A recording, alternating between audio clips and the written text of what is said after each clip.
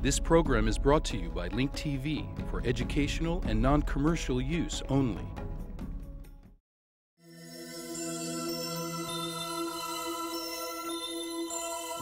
Mosaic, a daily news program from Link TV, presents a selection of news reports from independent and state-controlled broadcasters from throughout the Middle East.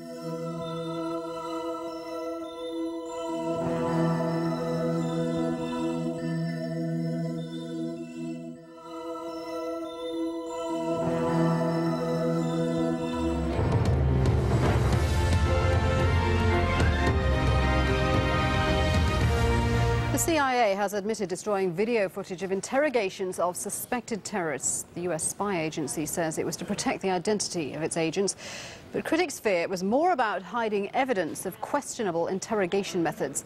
The footage was recorded in 2002 and destroyed 3 years later, at a time when the U.S. was under scrutiny for its treatment of prisoners in its so-called war on terror. Anand Naidu has more. It was the interrogation of this man, Abu Zubaydah, an al-Qaeda suspect detained after the September 11th attacks, that the CIA videotaped and later destroyed. On Thursday, the director of the CIA admitted that the agency destroyed at least 2 videotapes documenting what's described as severe interrogation techniques. In a written statement, CIA Director General Michael Hayden said the tapes were destroyed to protect the safety of undercover agents. The tapes posed a serious security risk. Were they ever to leak, they would permit identification of your CIA colleagues who'd served in the program, exposing them and their families to retaliation from al-Qaeda and its sympathizers. The tapes were recorded in 2002 after President Bush authorized the use of harsh interrogation methods.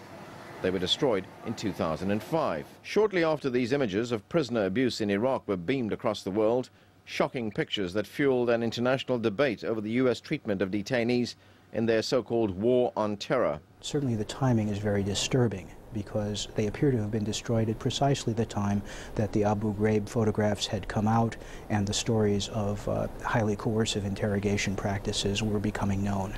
But the revelation that the tapes were destroyed is certain to raise important questions about whether or not the intelligence agency knowingly withheld information from both the September 11th Commission and courts about the existence of the tapes. There will be investigations. There will also be congressional investigations because this story was not shared with the House and Senate intelligence committees that by law are supposed to be informed of activities of this kind. The CIA's disclosure comes at a time when the U.S. Congress is attempting to approve legislation that would outlaw practices such as waterboarding, which many consider torture.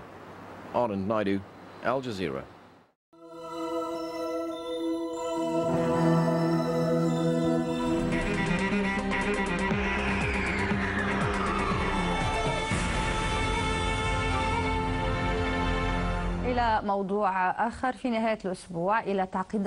The situation in Iraq is complicated, especially with regards to security. But there's yet another layer of complication that's worth examining: the relationships between politicians. Sometimes they share the same strategy, and at other times they have opposing strategies. In either case, they communicate their views through fiery statements. Dia al-Nasri put together some of these statements in the following report.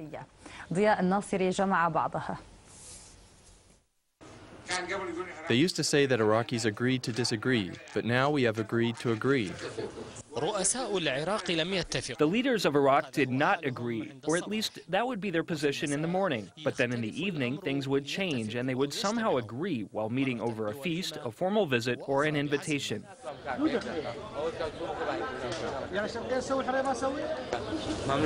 No filming allowed.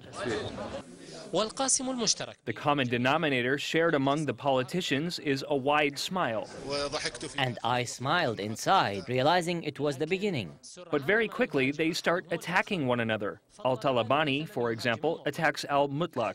They cannot support terrorism at night and then pretend to be with us in the morning. They will not thrive in their rule. In another incident, the president criticizes the Speaker of the Parliament.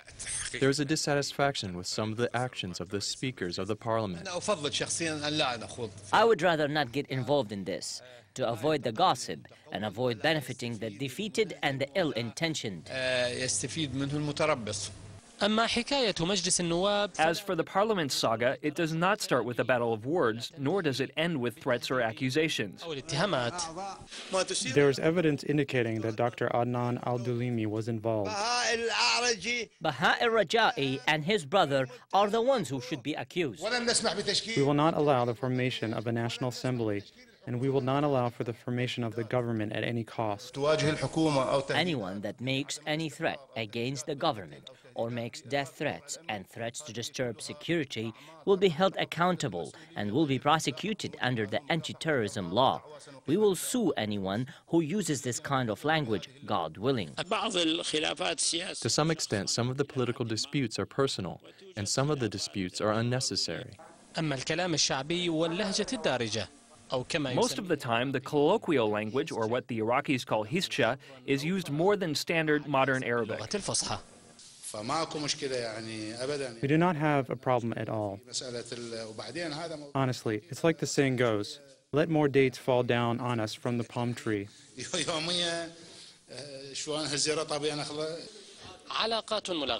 Relationships are explosive among the Iraqi officials who are faced with the daily risk of explosives and landmines. Sometimes these officials resolve their disputes over feasts, and at other times through name-calling and cursing. Diya Nasiri, Al-Arabiya, Baghdad.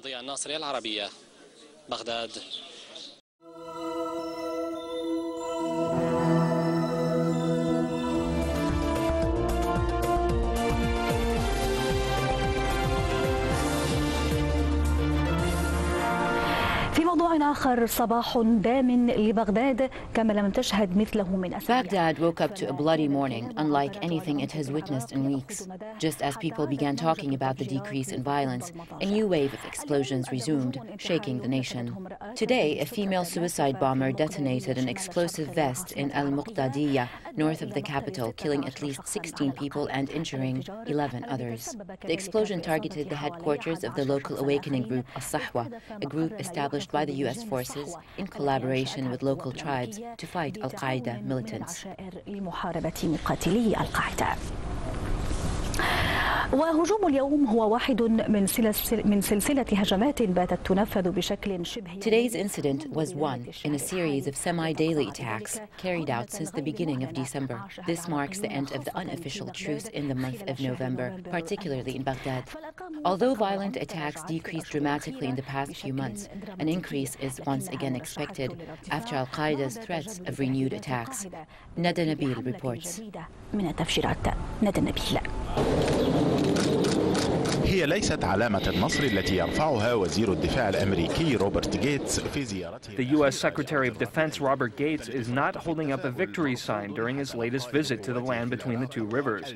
Excessive optimism is not allowed, according to General David Petraeus, the U.S. military commander in Iraq. The U.S. general's stance is justified, as violence on the streets of Baghdad is expected to resurge after a decline last month. In November, the tally of civilian deaths decreased from the thousands to the hundreds. There were only a handful of explosions after dozens in the previous months. Also, the numbers of U.S. soldiers' deaths decreased by more than 2/3. But the numbers were different during the first week of this month. Violence increased once more, suggesting that the month of November was simply the fighters' respite, soon to be forgotten with the new cycle of Al-Qaeda carnage looming over the horizon. قد تتلاشى وسط جولة دموية جديدة يلوح بها تنظيم القاعدة. Every soldier should blow up at least 3 explosive devices before the end of this battle, beginning with hand grenades and booby-trapped explosives. Between Al-Qaeda's threats and the optimism of the United States, anything is possible in Iraq, fueled by any setbacks from the national reconciliation. As for the Iraqi citizens, they remain hopeful that the undeclared truce of last month will continue.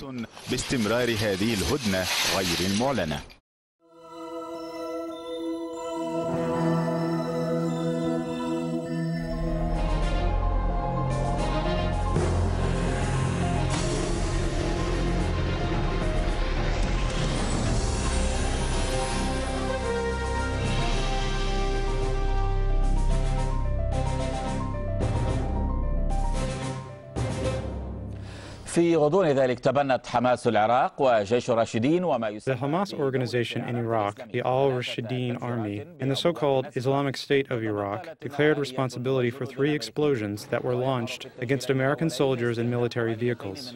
The first 2 explosions targeted 2 Hummer vehicles in western Baghdad, and the third explosion targeted members of a petrol unit while they were on foot. Al Jazeera cannot verify the authenticity of the video recordings, which came from an independent source. Meanwhile, the Muslim Scholars Association's Secretary General, Harith al-Dari, said that the organization does not defend al-Qaeda, but rather it defends the Iraqi resistance. During an interview on the Al Jazeera program, Today's Meeting, which we will broadcast later, Harith al-Dari said that the war in Iraq has not only been launched against al-Qaeda, but also against the Iraqi resistance. I'm not defending al-Qaeda. I'm defending the Iraqi resistance, which has been under attack. The so-called al-Sahwa, or the Awakening Group, who collaborated with the occupation, are fighting anyone carrying arms against the occupation. All this is done in the name of fighting against al-Qaeda. Let everyone know that the occupation's declared war has been launched against the entire resistance, including all its factions.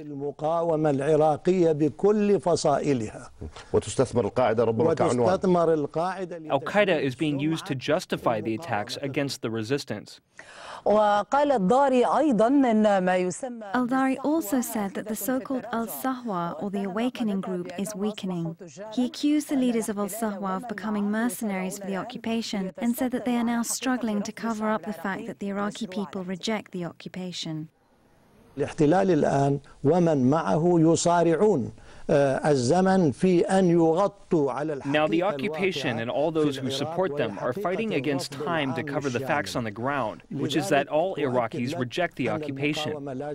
I want to reiterate that the resistance is still present.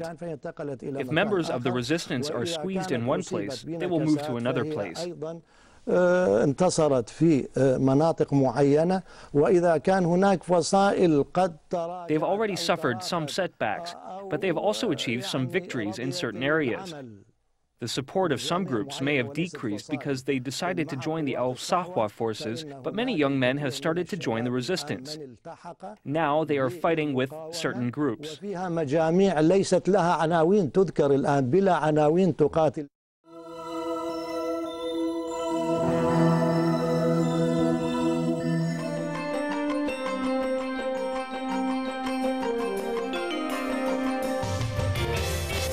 Lebanon can slowly be moving towards electing a president in the coming days. MPs went to parliament as the majority and opposition are discussing the mechanism to amend the constitution so a new head of state can be elected. Sources have said that parliament is unlikely to convene today to amend the constitution, but the MPs' presence is for consultations aimed at reaching consensus. According to Amal MP Ali Bazzi, the House Speaker has a formula which can lead to amending the constitution. For his part, future MP Atif Majdalani said today's session is the last step before reaching an agreement between the feuding sides. He was optimistic that a president could be elected by the beginning of next week. May Fawaz reports. Some Beirut residents remained optimistic today that a parliament vote to approve Army Chief Commander Michel Suleiman as the country's president would go ahead after months of political wrangling. But the outcome is yet to come. As deputies from the ruling majority and the opposition arrived under heavy escort at the parliament building, the head of the future bloc, MP Saad al-Hariri, and House Speaker Nabih Berri held prolonged meetings to decide on the mechanism to amend the constitution. Meanwhile, confusion reigned on the outcome of the session, with MPs from both sides giving conflicting statements. Future Bloc MP Mustafa Allouche said things are going in the right direction for a constitutional amendment today. But a senior advisor to MP Michel Aoun dashed hopes of any breakthrough. He said the opposition wants agreement on the future makeup of the government and other guarantees before agreeing to take part in the vote. Article 49 of the Constitution stipulates that serving senior public servants must have left office 2 years before they can vie for the presidency. Legal experts say there are two ways to amend the Constitution. The cabinet can draft a bill and submit it to Parliament for its approval, or 10 deputies can formulate the request to amend through a petition to the House. The vote will go ahead only if the ruling coalition and the Hezbollah-led opposition first agree on a broad power-sharing deal, including the shape of a new cabinet. Political sources said the main obstacle delaying a deal was demands by Aoun for a prime minister agreed to by both sides. Suleiman's emergence as a compromise candidate has set up a potential resolution to months of conflict between the majority and the opposition, and is viewed as a neutral figure who can appeal to both camps.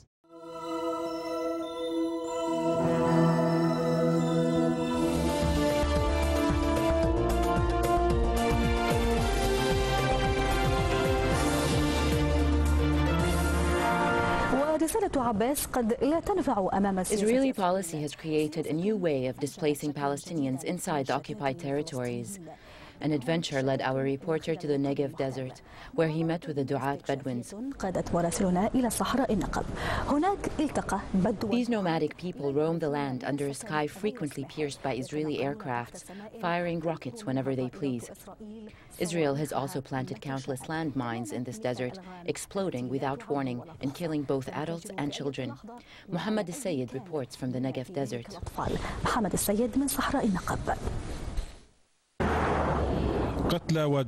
Several of the Negev Bedouins have been killed, injured, or permanently disabled by the explosions of the landmines left behind by the Israeli occupation, which conducts many of its military drills in the Negev desert. There are planes that fly over Gaza. They are called surveillance planes and are equipped with GPS system. We believe that they track down the individuals from our family who died. We ventured into the desert dunes to visit Salam Abu Khayyam, a father of 9. He lost his arm and was left with deep scars all over his body from a landmine that exploded while he was shepherding his herd. I found some metal coming out of the ground and I picked it up. It exploded and took away my arm, piercing my other arm and both of my legs. It scarred my entire body. Everyone we met had many stories about the dangerous landmines, which have become the primary threat to children and adults. The lack of playgrounds have led many children to play near the landmines. Also, shepherding is practiced with extreme caution. Israel refuses to let the Bedouins of the southern Negev settle in permanent homes on their land and plans to move them to specified villages. But the Bedouins hold on to their land and traditions, accusing the army of collaborating with the political machine to scatter them. The majority of Negev Bedouins make their living from agriculture and from raising sheep and camels. For a long time, Israel has been trying to take away this resource and to limit these activities to the Jews who use modern technology. Due to the killings and injuries resulting from military training in the area, another source of income is confiscated from these people, thus tightening the grip on them in what resembles detention camps. They are being deprived of the inheritance that has been an indispensable part of their lives. Mohammed al-Sayed, Dubai TV, the Negev Desert.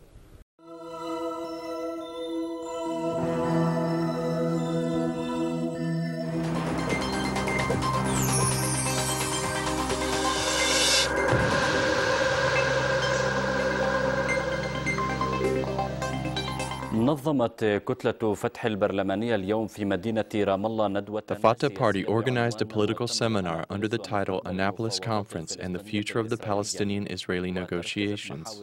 The seminar focused on Bush's invitation to President Mahmoud Abbas to attend the conference, the speech of President Abbas, the joint Israeli-Palestinian Declaration, the Roadmap for Peace, and the Arab Peace Initiative. President Mahmoud Abbas and the Fateh organization sponsored a workshop under the title Annapolis Conference and the Future of the Palestinian-Israeli Negotiations.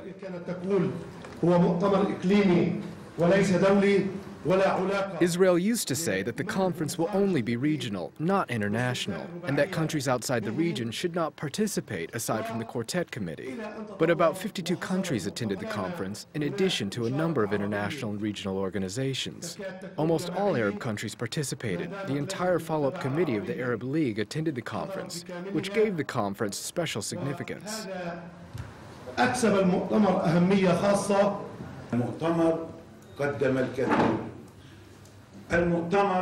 The conference achieved a lot. It ended 5 years of marginalization of the Palestinian plight. The marginalization began in 2001 when Bush took office. The conference returned the Palestinian plight to center stage. Now the Palestinian-Israeli conflict is the focal point of all conflicts in the region. لجملة الصراعات في المنطقة. وبحث المجتمعون الآفاق لما بعد هذا المؤتمر. The attendees discussed what is going to happen after the conference.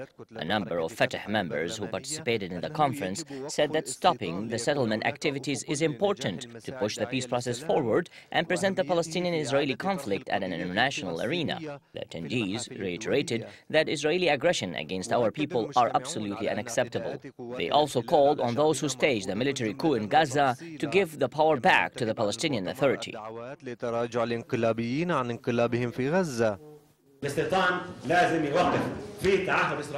The settlements must stop.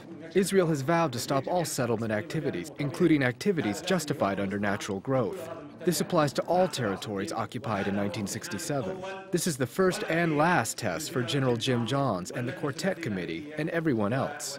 I want to reiterate that any negotiations in the future will be affected by our situation. The Palestinians are suffering from a deep wound, and we will continue to be weak if the Hamas-staged coup is not reversed, and as long as the Palestinians do not respect the law.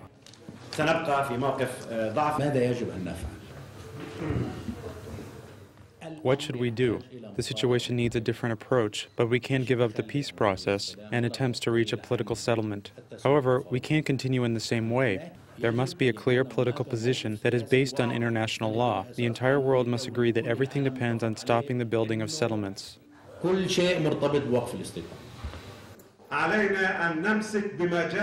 We must stay committed to UN Resolution 242, which calls for making minor adjustments to the borders. When this law was approved, there were no settlements in the West Bank.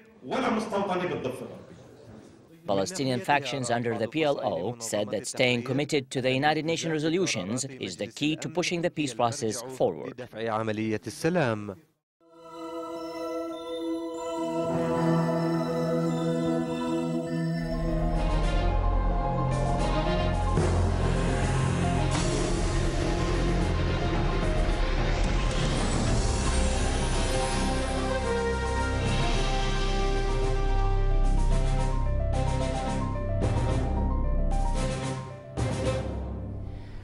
The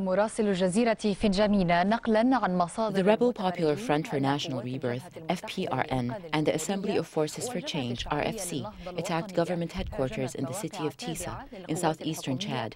Al Jazeera reporter in N'Djamena said.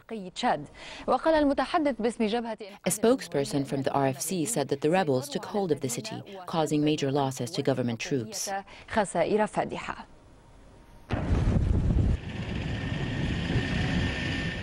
إنها ساحة المعركة في الشرق الكادي. This is the battlefield in eastern Chad.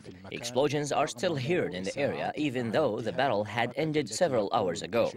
The government troops claim to confiscate dozens of vehicles used by armed groups. تمثلت في عشرات السيارات التي كانت تستخدمها الحركات المسلحة.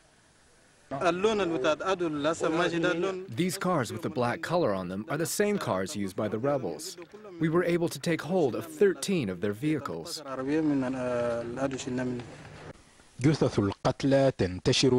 Corpses are scattered everywhere on the battlefield. There are dozens of bodies, but it is difficult to determine which side a corpse belongs to.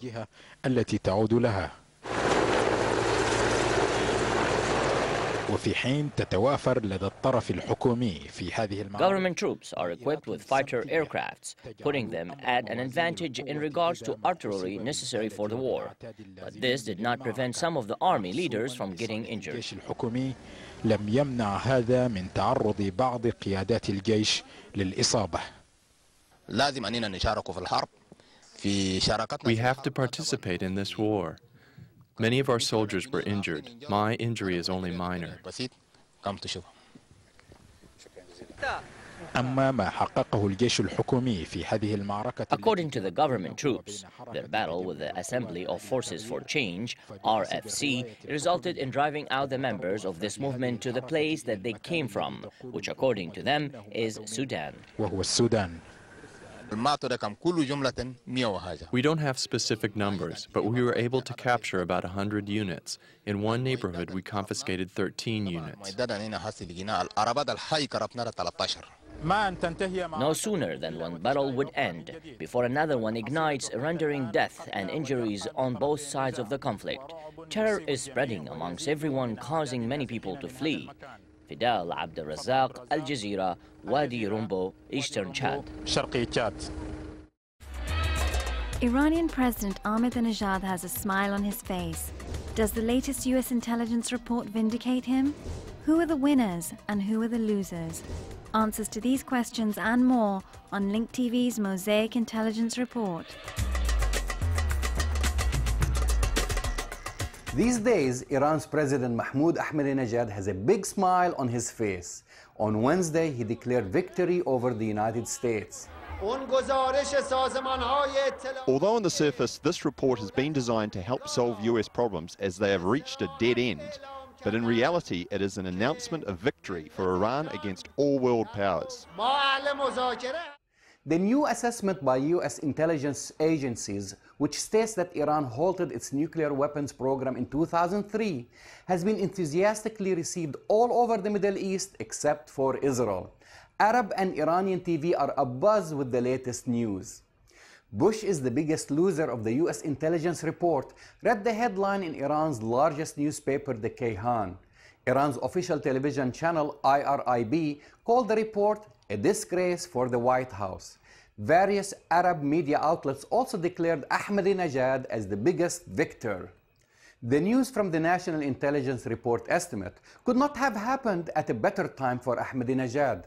Just recently, reformists in Iran have been vocal in their criticism of Ahmadinejad, declaring that the danger of an American attack was serious, and they have warned that the cost of Iran's diplomatic grandstanding has been unnecessarily high.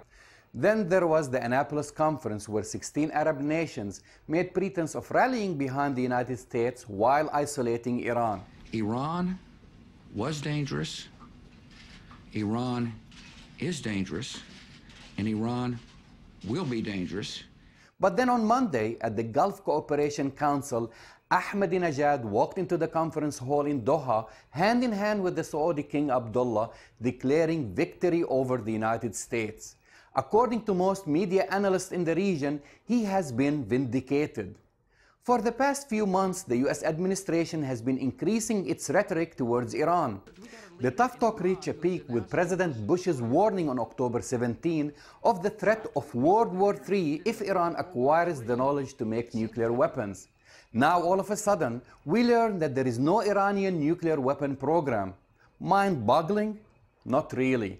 This is eerily reminiscent of the report released on October 2004 by the Iraq Survey Group that concluded that Saddam Hussein had essentially ended his WMD program in 1991 after the Gulf War. According to many analysts in the Middle East, there is a pattern here that they describe as the pattern of manufacturing convenient lies. But I'm not going to get into all of this. Obviously, there are winners and losers in this latest debacle. Ahmadinejad has won, and George W. Bush has lost credibility. But the biggest loser is Israel, where many believe that Washington has taken the military option off the table, allowing Tehran to continue with its enrichment program, as well as the hidden parallel nuclear bomb program, which Israel believes Iran continues to operate today. Other losers are the Iranian reformists and opposition who were recently scorned by Ahmadinejad as weaklings. So no wonder Ahmadinejad is smiling these days. I'm Jamal Dajani for the Mosaic Intelligence Report. To learn more about this program or to share your thoughts, visit us at linktv.org/mosaic.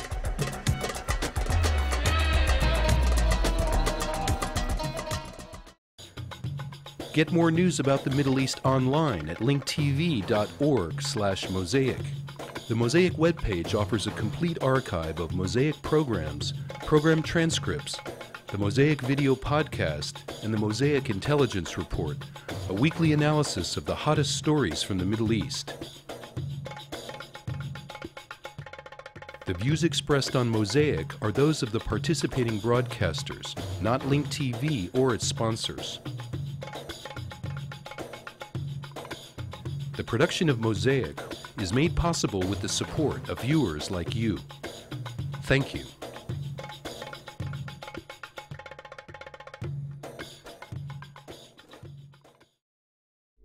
This program was brought to you by Link TV for educational and non-commercial use only. Link TV is the only U.S. television network devoted to global and national news, with uncompromising documentaries and diverse cultural programs. Programs which connect you to the world.